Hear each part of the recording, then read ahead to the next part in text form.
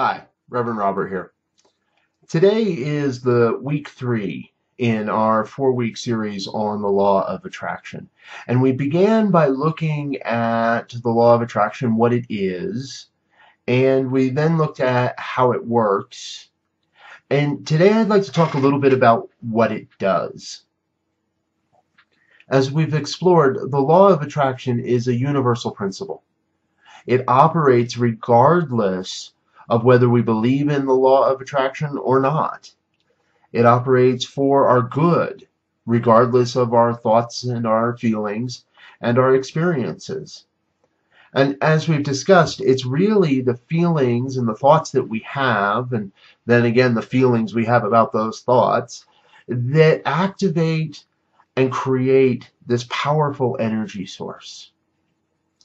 What it does is the law of attraction operates at the level of vibration. What it does is it vibrates.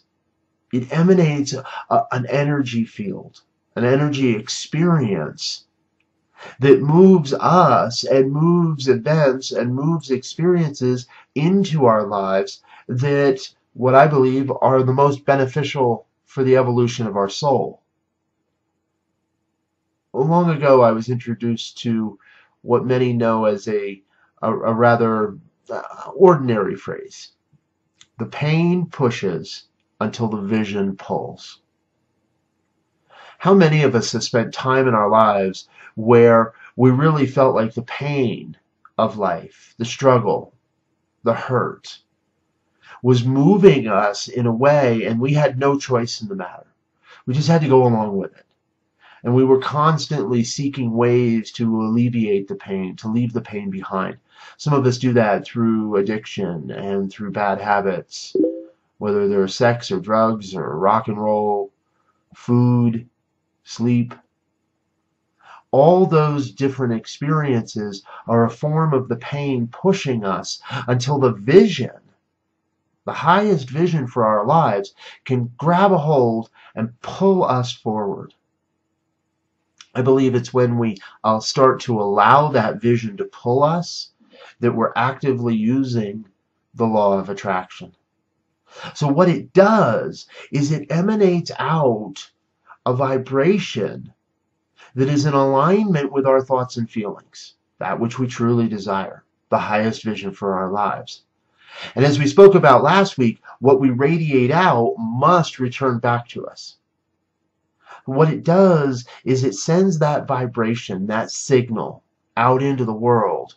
And what returns to us is the events, the people, the experiences, the manifestations, the stuff, money, books, educational opportunities. It brings all of that back into our lives that will move us, pull us towards this highest vision, towards what's in alignment with our souls and our hearts and our mission here on this planet. So as we allow this energy force to go out from us, then, and only then, does the universe bring back into our lives everything necessary for the fulfillment of our lives. Now, this is not just a spiritual aspect. Hard science is proving this. And when we look at quantum physics, what we've learned in quantum physics is that what is known in one place can be known in every place simultaneously.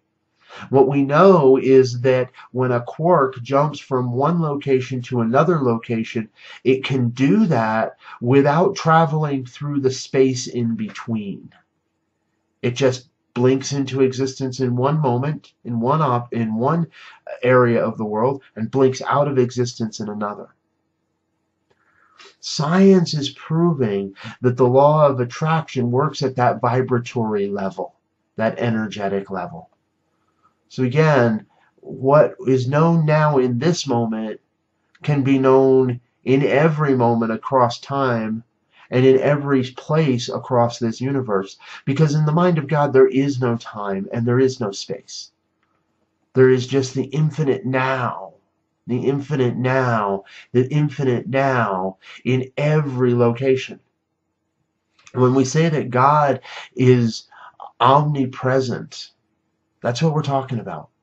Always present in every moment, in every location. God, that one source and supply of all life, is present everywhere. That's the vibration. The essence of God is that vibratory energy that says, right here, I walk with you. Right here, I express as you.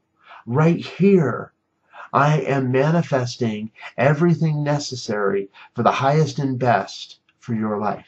That's how God operates. That's how the law of attraction operates.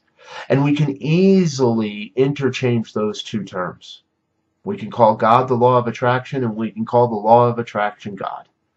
It really doesn't matter what name you use. Some people call it Buddha or Brahma or Yahweh or Vishnu or source energy, the higher one, life, consciousness. In your life, what are you vibrating? Jerry and Esther Hicks, who have made the law of attraction very popular in the world, they ask us to look at what they call their emotional guidance system.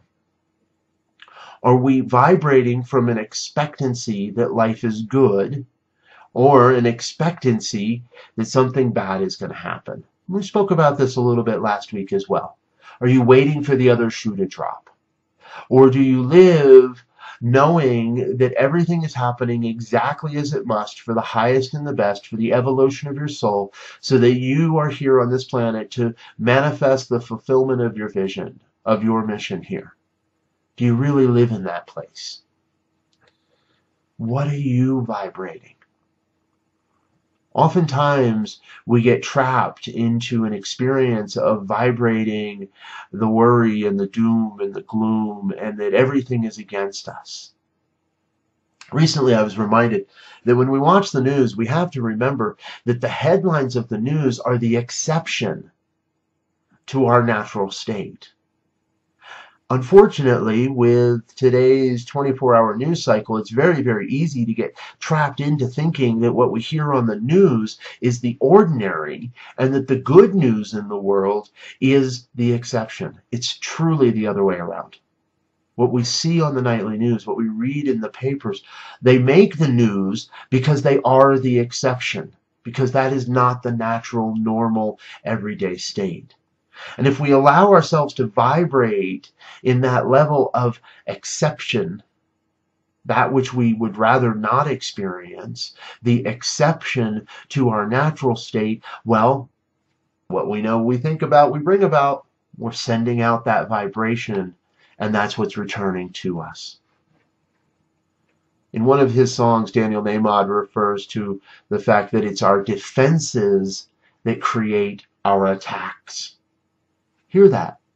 It's the defenses that you build that invite in the attack. So if we build walls around our heart, around ourselves, around our communities, around our homes, we're actually inviting, we're sending out that vibration that there's something to defend against. And by the law of attraction, by the laws of this universe, we must call into our lives an experience of attack. Where are you emanating a vibration of defense rather than a vibration of openness, a vibration of allowing? I personally love the vibration of allowing. Allowing what is to be is. Allowing what shows up to just show up. Allowing myself to vibrate from an expectancy of good all the time.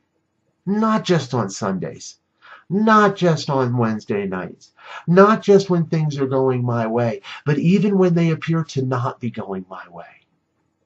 Because if I buy into the headline that this thing that's happening in my life is the exception and it's not good, then I'm vibrating out that and we're bringing more of it back in. But when I can stand in the face of struggle, in the face of disappointment, and recognize that here too I know God. Here too I see God. here too I experience God, then I'm able to pull that back in. Almost a couple of years ago now, I had an experience that in many ways was very, very devastating. I had created an expectation of this exalted moment, this pinnacle experience, a peak moment, if you will. And it didn't happen.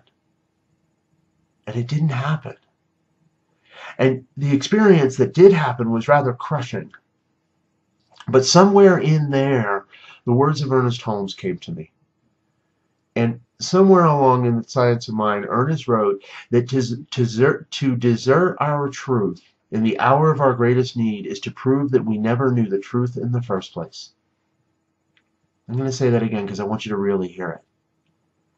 To desert our truth in the hour of greatest need is to prove that we never knew the truth to begin with.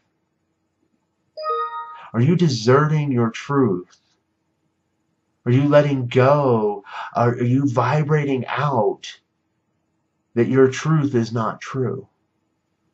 You know, in that experience, that thought, that phrase, that belief gave me great comfort because I was able to recognize that the event was not my truth.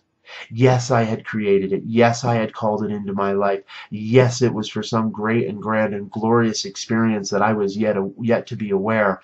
And I did not have to allow it to define me. I allowed my truth to define me. And what is that truth? That truth is that not only I, but you, each one of us, is whole and complete and perfect just the way we are, nothing missing.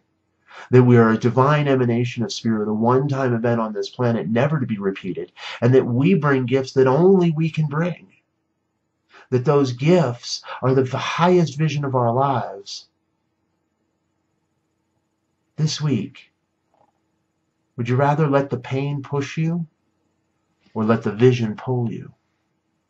This week, are you going to radiate out a vibration of good, of grand expectancy, of knowing that this is a benevolent universe that is collaborating on your behalf? Or are you going to radiate out a vibration that says, oh, poor me, I can't, I'm not good enough? I'm pretty sure I know which way you're going. So find that energy, find that radiation, find that vibration, and let that be the force that pulls you to your vision. We've got one more week to go, so next week get ready because we're going to look at how you can use this more powerfully in your life. But until then, I'm going to invite you to go out and make it a magnificent week.